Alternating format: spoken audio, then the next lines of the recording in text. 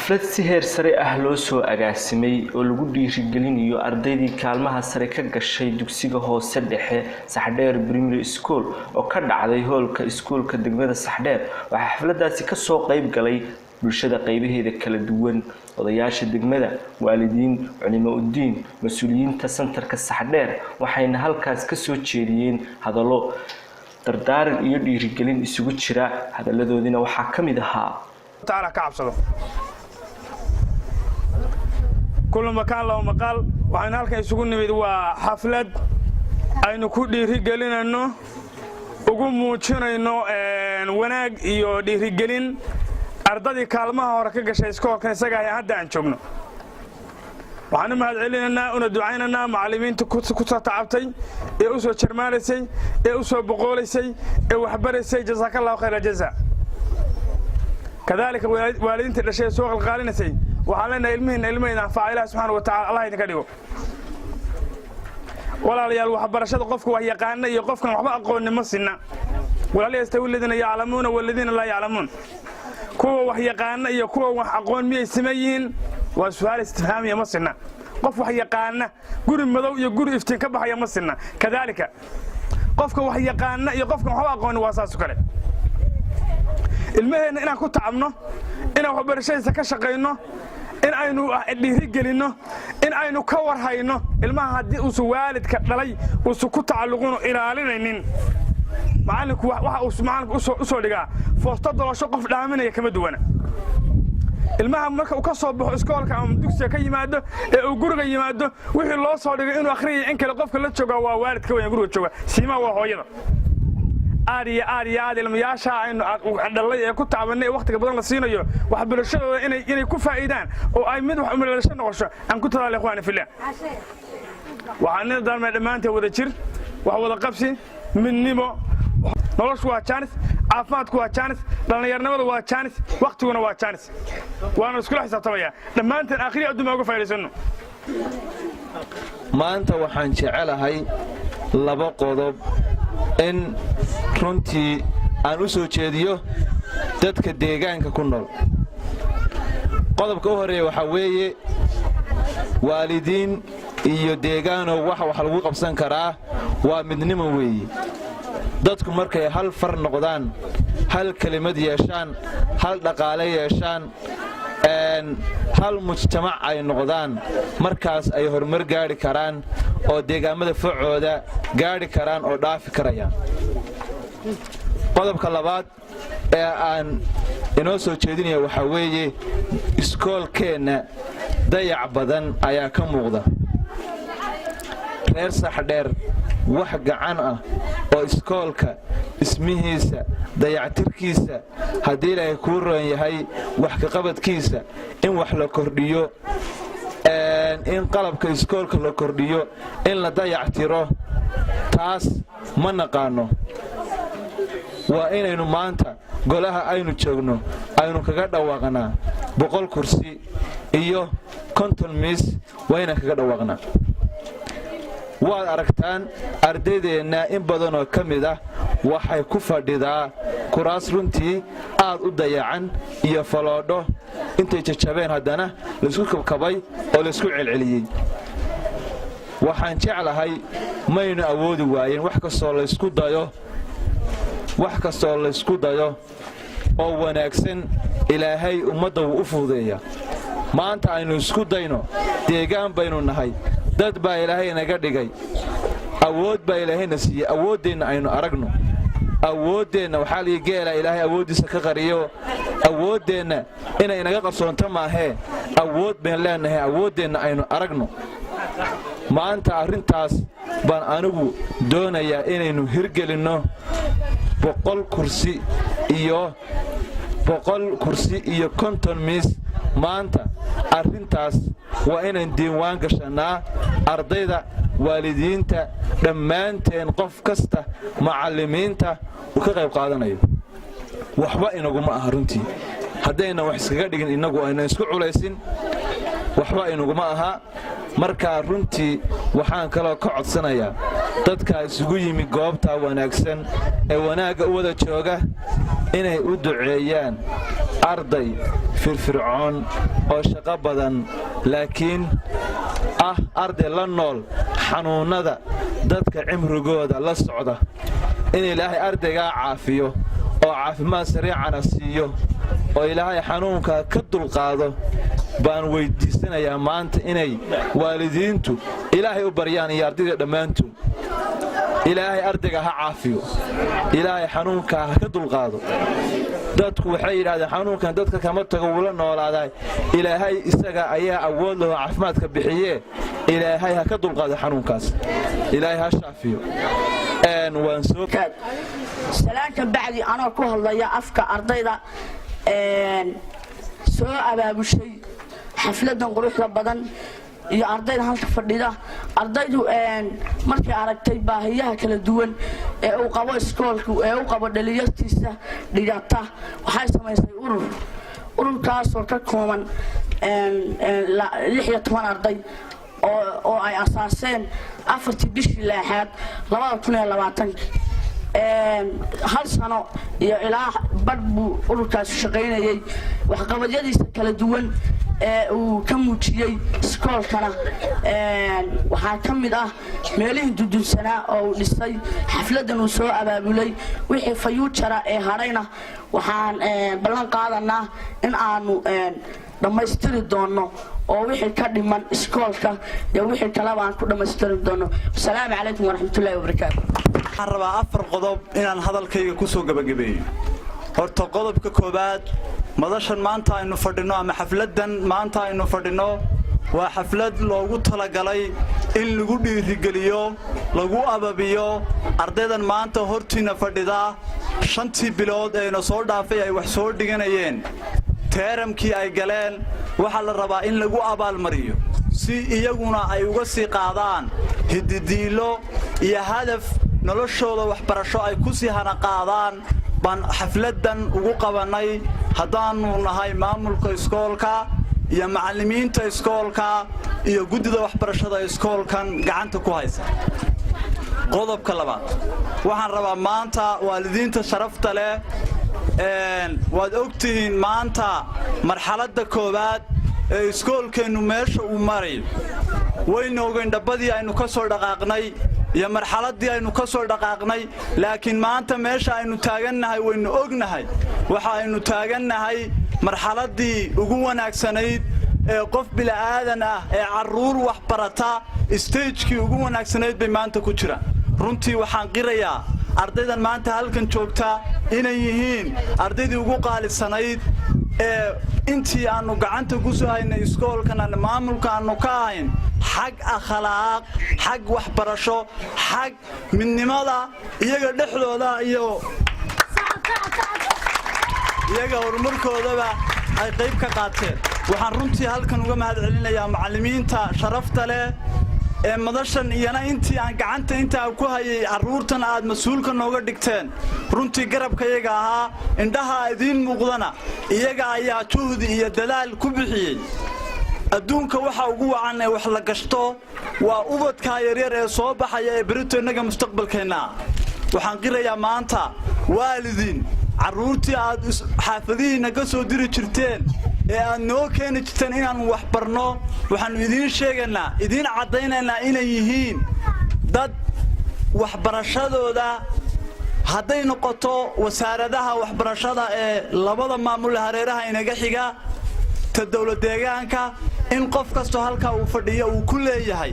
imtixaan u gaara iyo roll number u gaara intuu iskoolka uu joogay hadduu maanta adiga kaa tago uu meel kale u beddesho laga helayo xogtiisa wasaaradaha waxbarashada iyo sayniska ee jamhuuriyadda somalilan iyo wasaaradda waxbarashada iyo tacliinta sare ee puntland iyo wasaaradda waxbarashada ee dowlad deegaanka soomaalida etoobiya waxaannu qirannaa runtii intii halkaa aannu geynaynay iyaga waxaannu rabnaa berrita mustaqbalka dadka soo dhalan doona inay iyagu gacanta ku qabtaan oo hadafkooda iyo noloshooda ay hiigsi sare si ardaydaasi dhabbada ay u qaadeen ay u qaadaan waxaan rabaa qodobka saddexaad inaan u kaalayo halkan macallin Aweys wuxuu kaga dhawaaqay wareesax dheerow iskoolka kuma darsataan dhismo kuma darsataan waxqabad waynu iswada ognahay war waxbarashadeenu maanta hana qaada maanta kor u soo kacday hadaynan inagu horta maalkeena ku bixin hantideena ku bixin waxba inoo soo roobi maayaan cid wax inoogu darasana helimeyn laakiin qofku markuu wax haysto baa wax loogu daraa kuraasti halka uu ka sheegay anoo ku hadlaya afka maamulaha iskoolka iyo macallimiintaba ka turjumaya waxaanu ballan qaadanaa 20 kursi oo ugu horeeya inaanu anagu iskoolka keenno macallimiin ahaan iyo maamulka iskoolka oo ku hadlaya oo aanu jeebkayga ka bixino mid anagu aanu leenahay iyo mid aanu ka helaba cid kale waxa idinkana la idinka rabaa qof kasto idinka mida inuu ballan qaado oo wax keeno si meeshan aynagu wax u gashano baritan ay dadku xina u galiyaan qodobka afraad aan ku soo gabagabaynayo waynu ognahay iskoolkan arday kala duwan baa maanta ka qalin jibisay oo joogta iskoolada sekondariyada magaalada Laascaanood innaga waxa loo baahan yahay cid kasta haday tahay hay'adaha dawliga ah hay'adaha maxalliga ah ay ugu horeeyaan hay'adda Care International iyo Save Children oo runtii garab buuxa intii aan waxbarashada wadnay aanu ka helay haday tahay viiga caruurta haday tahay iskoolka horumarkiisa iyo agabka waxbarashada ay ku shaqeynayso hadaba community-ga iyo deegaanku iskoolkan waxa ay gashteen ba ka dhiman war deegaan baynu nahay war inagu hadaynan wax gashan dhulkeena iyo meelaha horumarka bulshadu ay ka socoto ama ka hana qaado waxbarashada caafimaadka iyo biyaha waxa leenaga rabaa inaynu inagu waxbarashadeena wax idinka dhaanta aanu aadin haddii aanu xitaa ku shilin waayno waxaan idin ballan qaadanaa inaan idin la joogno baahi kasta aan idinku qabno inaanu caruurta mas'uuliyadeeda iyo waxbarashada deegaankeeda aanu horumarin waa ballan hadaan nahay macallimiinta iskoolkan gacanta ku haya iyo maamulka iskoolkan gacanta ku haya iyo ardayda quruxda badan ee halka fadhida inaanu maanta meesha ay marayaan aan meel uga tagin ilaa aanu ka ogaan doono heer jaamacadeed ay dhamayn doonaan oo annaga ay nagala wareegi doonaan iskoolkan wixii ay lahaayeen xuquuq ay lahaayeen iyo agab iyaga lagu ogyahay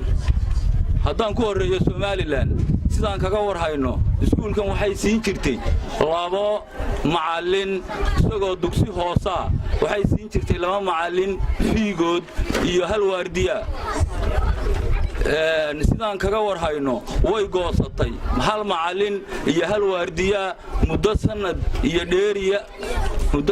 dheeriya waa la leeyahay fiigi yaraa ee ay siin jirtay wasaaradda Somaliland hal macallin ayaa ka yimaada wasaaradda waxaanu baaq ugu jeedinaynaa Somaliland haysata deegaanka Sool uu soo maro agabka tuulooyinku hawdiyo nugaalba waxaanu baaq ugu jeedinaynaa haddii ayan dugsiga iskuulka marayo hoose dhexe ee imtixaankoodii u xareysan yahay wasaaradda ugu xareysan yahay haddii wuxuu xuquuq u lahaa ayan bixinaynin inay goosato halka macallin ay siiso inay goosato ayaanu baaq ugu jeedinaynaa wasaaradda Somaliland gobolka Sool iyada intaasaan fariin ugu diranaa talawaysa wasaaradda waxbarashada Puntland dugsigan iyadu waxay ku ogay dugsi hoose isagoo wuxuu marayaa hoose dhexe way ka warhaysaa iyadu dugsi hoose waxay fiiga ugu bixin jirtay iyadu way bixisaa laakiin iyana waxaan u sheeganaa oo ay og tahay oo aan u cadeynanaa inuu dugsigu yahay hoose dhexe sugayo secondary wasaaradaha intaasaan baaqan ugu jeedinayaa والسلام عليكم ورحمة الله وبركاته. iskuulka dibadda la ogaan doonaaye war dadka hadeer ay caruurtooda iskuulka dhigato taxaddar iyo dadaal baa idinka rabaa caruurta inaad 8 fiidnimo seexisaan 6 subaxnimona toosisaan xilliga uu iskuulka aaday ama malcamada aadaya ay jaan go'an tahay xilliga uu suuqa ku maqan yahay ay jaan go'an tahay baa la idinka rabaa waalidiinay inta ka bacdi dadka lala hadlayo leeyahay iskuulka wax ku darsada waa waalidiinta cid kale ma aha waalidiinta weeye kollay raggu ma badno waa u jeednaayo waa yar yahay golaha fadhiya waxay ila tahay dadka badan ee sida fiican u soo cabiray maasha Allah waa hooyooyinka iyo meesha fadhiya gabdhahaas allaha barakeeyo sida la sheegay waxaa laynaga rabaa inaynu iskuulkeena wax ku darsano iskuulkeena inaan wax ku darsanaa laynaga rabaa annagu kollay ka guddi ahaan guddida waxbarashada golaha ay fadhidaa ayada anigoo cabdixakiina oo guddida waxbarashada ka tirsan ayaa keligay waxaan ballan qaadaya 10 kursi oo iskuulku leeyahay haddii ilaahay ka raali noqdo wasalaamu calaykum waraxmatullaahi wabarakaatu ha sameeyeen insha allahu waad gaadhi doontaan teeda kale waxaan rabaa inaan kaga faa'iidaysto fursaddan qaaliga ah anoo dhaliil aan ku arka u jeedinayaa wasaaradda waxbarashada ee jamhuuriyadda somalilan hadday wasaarad ahaan iyo ka gobol ahaan soo laascaanood labadaba waayo iskuulkan waxaa ka howlgala 8 macallin iyo 2 waardi wasaaradda waxbarashadu waxay bixin jirtay 2 macallin iyo 1 waardi maantana waxay bixisaa 1 macallin meesha dhibaatadaasi ay ka daaran tahay maanu fahmin ma deegaankana somalilan ka qanacday oo ayaan waxba u hayn macaaglaysi baa jiro oo wasaaraddan gobolka wuxuu ku maqan yihiin waxaana weliba si dhaba ula hadlayaa guddoomiyaha waxbarashada ee gobolka sool injineer daahir waxaan leenahay hawshaa waxaan rabnaa inaad ka helno jawaab degdega waayo markii horena waxaan fici jiray macallimiinta meesha kama imaan jirin haddana wixiiba waxaad isugu celiseen 1 macallin iyo waardigiina waa la la'yahay wuxoodaas yar bay isku beeqaansan jireen iyo waxay ka helaan waalidiinta waxaan leenahay ka wasaarad ahaan iyo ka gobol ahaanba hawshaa waxaan rabnaa jawaab cad oo waxa kalifay arrinkaa inaan helno teeda kale waxaan codsanaynaa maadaama oo 8 macallin iyo 2 waardi ay ka howlgalaan in tayada naloo kordhiyo oo 3dii hore haddaannu hellaba ayaan waxbana anfacayn waayo iskuulku waa iskuul hoose dhexe oo buuxa waa 8 galaas waxaan leenahay arrinkaa hoose loo eego deegaankan waa deegaan ballaadhan waa deegaan aan la ilaawi karin waa deegaan fac weyn waxaan leenahay ka wasaarad ahaan hawshaa hoose loo eego jawaab degdega oo cadna waan idinka sugaynaa waana idin aaminsannahay inaad hawshaa wax ka qaban doontaan meeshay ku maqan tahayna aad ka debageli doontaan wax siyaada ana aanu idinka heli doonno aad iyo aad baan idiin sugaynaa waana idinku mahadinaynaa sida care iyo safe children waxa weeye ma hayno xuquuqdii aanu ku lahayn hay-adahaas markaannu ka dhegaysanay warbixin macallimiinta halkan wax ka dhigta way xishoodeen bayla tahay macallimiinta halkan wax ka dhigtaado iyagu dee way xishoodeen annagaa xaq u leh inaannu ka hadalno waxa weeye waxqabadka hay-adaha ay bixiyaan ama somalilan ha soo mariyeen maamulka somalilan ama ka puntland ha ka howlgaleen doorkii aannu ku lahayn waxaan rabnaa labada hay-adood inay nala xisaabtamaan haddaanu nahay deegaanka saxdheer haddii ay noqdaan waxaannu xaq u lahayn waxaa nala soo gaadhay ee macallimiintu taabanaysana waa ku qanci doonaa haddii aanan xaq u lahayn oo haddii lahaydankada leeyahay aanan doorka mudnaynna waxaannu rabnaa isla xisaabtan meeshii deeqda bini'aadanimo ee waxbarasho ay naga jirto inna loo raadiyo aad iyo aad baan waynu maqlayna intaan maqli karnana markaa waalidiinta waxaan hal kelmada ayaan farayaa waalidiinta inay macallimiinta la shaqeeyaan hadday tahay xagga ardayda iyo hadday tahay xagga iskuulkaba waynu aragnaa iskuulkeena isagoo 1 galaas ama 2 galaas waan garanayaa anugu maantana dee saas buu u ballaaran yahay hool dhan waxaa la moodaa hool dhan xalfad loo dhistay hoolkaynu fadhino innagaana dhisanoo samaysanay intaa in ka badan inaynu samayno sii dadaalo waxqabadka macallimiintu ay doonaysana aynu la qabanno ku garab istaagno baan doonaya lana dhiirigeliyo macallimiinta oo loo yimaado la wacyigeliyo iyagii ardaydaba wabilaahi tawfiiq waan idin salaamaya wasalaamu calaykum waraxmatullahi halkaa qodob wuxuu yahay waad og tihiin ardadaynu aydh bay qaateen waxaynu u baahannahay dugsi sare sida aad og tihiin bagcad kasta oo deegaankeenna ah qof baa sheegta ama leh laba wiil oo muwaadiniin ah oo u dhashay magaalada Saaxdheer oo ah qurba joog oo halkan aan ka magacaabi doono maalkoodii ay shaqaysteen waxay inuugu deeqeen inay iibiyaan dhul aynu ka dhisano secondary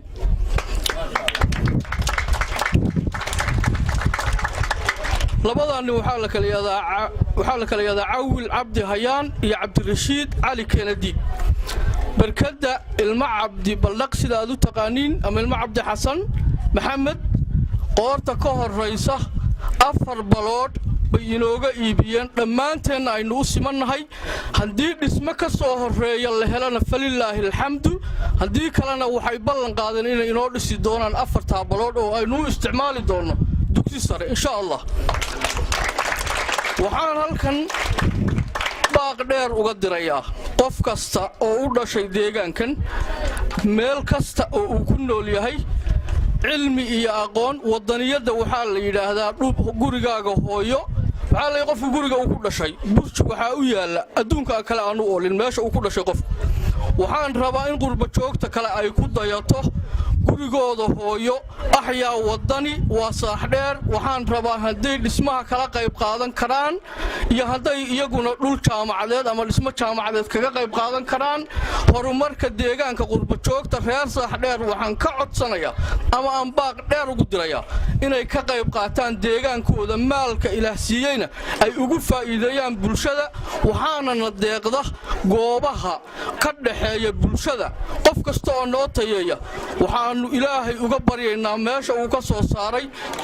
wax ka khayr badan in ilaahay u geliyo reer Saaxdheer oo baqcada aan idin tilmaamay aniga iibiyay waan kaabadeeyay dhammaanteena waynu reer Saaxdheer ee qurba joogta ee dibadda jira وعلى قربة شوقو كويس كلها سحر دكتيو ومدوا الدبادها يقربة شوقتها هرم مرنتا كينتا أدونك ما قالوا إنك عد قربة شوقتها لسه قربة شوقتها وحنا لا يعني وردت كين ومدين هرم مرنتا هذا وحي عاد كمان كرتان كقرت كوا أنت أصلا لا ما مولدا صح ماشي اللي يراهدو قبل كسول iyo salaag waxa la yiraahdaa waa dhisay area dhulka la isku haysto waxba la qarin maayo waa la og yahay waxa isku haystaan waa Somaliland iyo Puntland qolaba inay qolada kale labada gobol ka shaqeeyay way og yihiin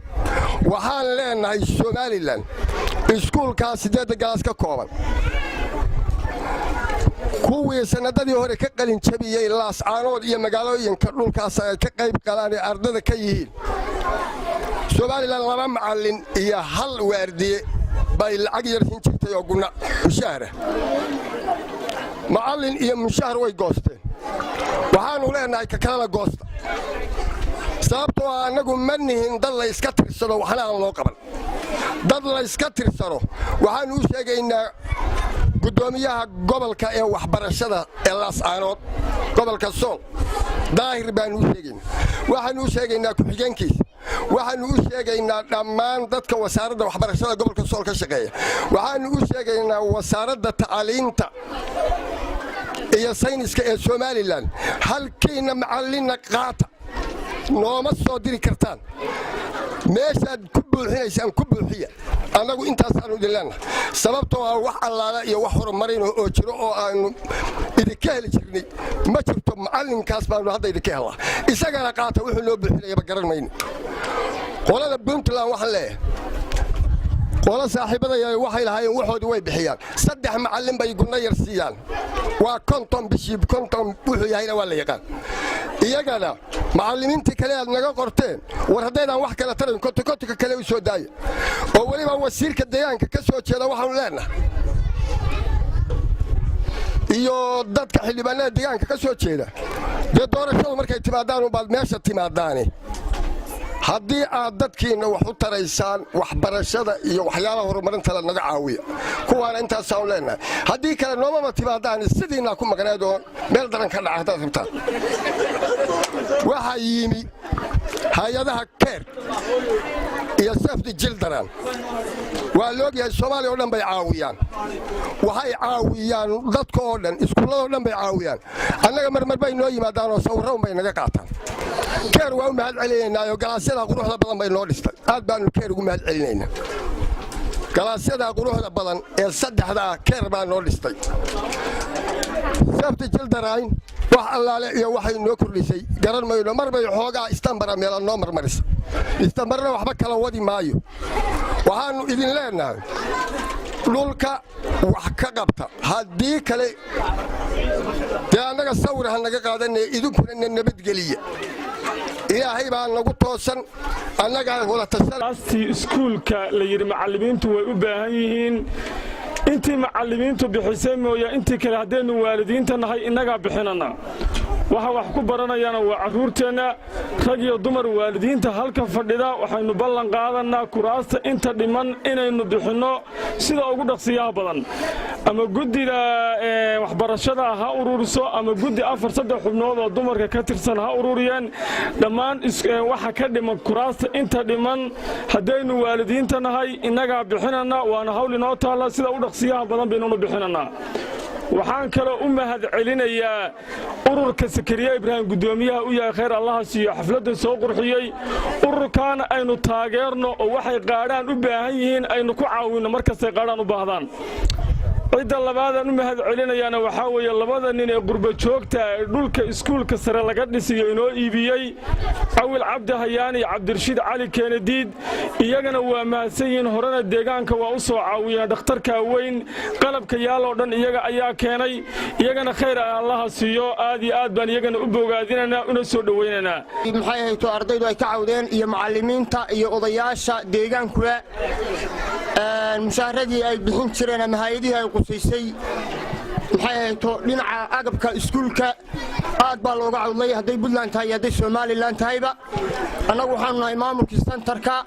mas'uulna ka ahaa maadaama ay agabka ku filan waayeen hay'adihii quseeyay annagu oo ah maamulkii centerka dawladda deegaanka waxaanu ballan qaadanaa 20 kursi oo ah kuwa miiska iyo isugu yaala iyo fadhiga 20ka kursi baan annagu u ballan qaadanaa iskuulka inaanu maxay hayto aanu u keenno xagga dawladda deegaanka aanu uga keenno ayaanu ka ballan qaadanaa aadamaanso anigoo yar baa laygu soo abasheedaada aniga oo 4 jira baan ururinteed galeeyay maantaan soo oday taliye ahay waan abaar garan maantaan soo oday taliye ahay waan abaar garan aan ku eego iftiin ii baxay baan agabsanayaa ee bulshada ilays baan arkaa aayar soo baxay jahligii iyo ogoomobay oo ooyaya muuqday isagoo laga adkaadaan arkaa oo xidhay albaabkii aqoon iyo waxbarashaan arkaa ubadkii haysaan ififaalo wacan baan arkaa oo bara inoo keenay bara waa macallin saawti oo taqaan ififaalo wacan baan arkaa oo bara inoo keenay abidkii waxbarasho aynan helin baa eega haynaayay iskuulkeena ayd baa ka baxay iyo arday aqoon badan alxamdulillah weeye waxa shiday iftiinkeena waa alxamdulillah weeye waxa shiday iftiinkeena waa afka amaaniya aan ugu ducaynayno macallimiinta jahligii adkaa dhabar adeegaysay ee aan aayaheen inagu maanta maalayno rabbiga iyo abaalkay galeen aakhirowgee waa ayaamo dunida in yaraan cid ku waarayne allah ayo jannada ay tagaan oo macallimiintu adduunkana wixii ay rabaan ayna ku dhibtoonin aqbal adoonkaagi baan ahay allah ayo aradkan ka banay samada abaalka noo raacay aamiinta raacay ummadii ay bixin waa aqbalaya aamiinta raacay ummadii ay bixin waa aqbalaya aniguna intii aan yaraa eray ma aan barin aniguna intii aan yaraa waa halqabsiga anigu aad ma aqaan moogta barashada aniguna intii aan yaraa eray ma aan barin Soomaaligan in yaraqaan baan ifsanayaa Ingiriiska iyo Carabiga iyaga waa isdiidna Ingiriiska iyo Carabiga iyaga waa isdiidna hadii arrin aqoomeed la galo ama isugu badaya amar qaatay iyo waxaana askari aan ayad kala baran amar qaatay iyo waxaana askari aan ayad kala baran ibtilaadii aniga igu dhacday hadaan in yar ka soo qaat dhibaatada iga dhacay waxbarasho la'aanta iga soo gaadhay iyo jahliga wuxuu leeyahay dhibaatada aniga igu dhacday hadaan in yar ka soo qaato ehel caashaq inaan aanu nahay uliya diilkeeda aalada wax la isku diriyo oo dawada saabka soo farin iga yaabisay iguma soo tuuri Ingiriis ahaan ima oran adduunkaygii baatay waxaan mul adduunkaygii may walba soo dir sansir waxay ku leedahay kii walaayo dibka ay geystay waxbarasho la'aantu Ingiriis ahaan ima oran adduunkaygii baatay jahli baan kaarta leh soo oran haaf la gaadoon isbuuciyaan la hadlin jahli baan kaartaas leh soo oran haaf la gaadoon oo ayaama kuma kala maqnayn maqnayn eedu jahli keenay aamina waxbarashada jahligu waa indhala'aane ku anfaca dal inii baahan baayahitiin intaas ku soo gabagabeynaya